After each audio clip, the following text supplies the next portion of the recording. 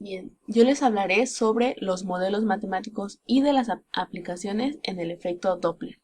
Solo para recordar, el efecto Doppler es el cambio en la frecuencia de las ondas de sonido percibidas por un observador y emitidas por una fuente de sonido que se está moviendo.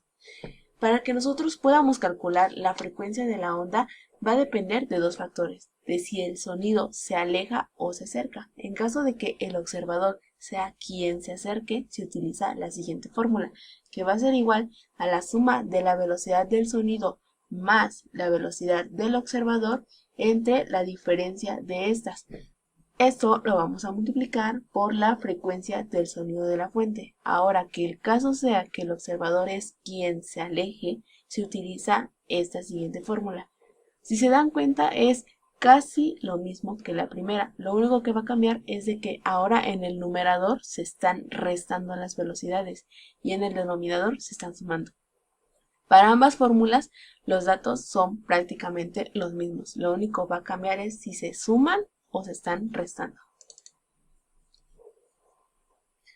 Un pequeño ejemplo. Dice, la radio emite un sonido con frecuencia de 440 Hz.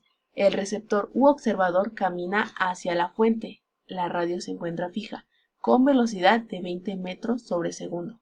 ¿Con qué frecuencia recibe el sonido el receptor? Aquí ya coloqué una pequeña nota. Como la fuente es la que se encuentra fija y el receptor es quien se mueve hacia la fuente, la velocidad va a ser positiva, por lo tanto se va a utilizar la primera fórmula. Y como la fuente está fija, no va a tener velocidad, por lo tanto es 0 metros sobre segundo. Aquí ya son dos datos.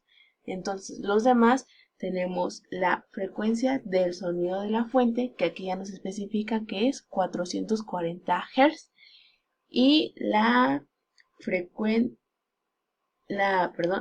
velocidad del sonido, eso es un dato general que es de 343 metros sobre segundo. Ahora ya que tenemos todos nuestros datos, lo único que queda es sustituir. Ya había dicho que como el receptor es quien se mueve hacia la fuente, va a ser la primera fórmula. Entonces ocupamos en el que arriba es suma y abajo es resta. Sustituimos nuestros datos, realizamos nuestras operaciones. Aquí el resultado del numerador es 363 metros sobre segundo y la del denominador va a ser igual a 343 metros sobre segundo. Aquí como tenemos las mismas unidades, cancelamos y el resultado de nuestra división va a ser 1.06 y esto lo vamos a multiplicar con la frecuencia del sonido de la fuente y será de 466 Hz.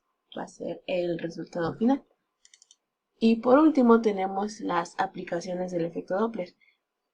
Una de las principales, por así decirlo, o bueno, las que yo considero, es de que gracias al efecto Doppler es que se puede medir la velocidad a la que se desplaza un coche. Esto sobre todo se ve en las autopistas, que, o sea, estos están y al momento de que pasa el carro te dice a qué velocidad es a la que va tu vehículo, ya sea que tengas que aumentarla en caso de que vayas muy lento o disminuirla, que sea el caso contrario. Otra aplicación es en la astrofísica, ya que se utiliza para calcular la velocidad a la que las estrellas y las galaxias se están acercando o alejando de la Tierra. Y por último, una aplicación es en la medicina, ya que al realizar ultrasonidos del torrente sanguíneo, los glóbulos rojos actúan como elementos reflectores, algo así como lo hacen los carros con las ondas del radar. Eso es todo de mi parte. Tomen agua, cuídense.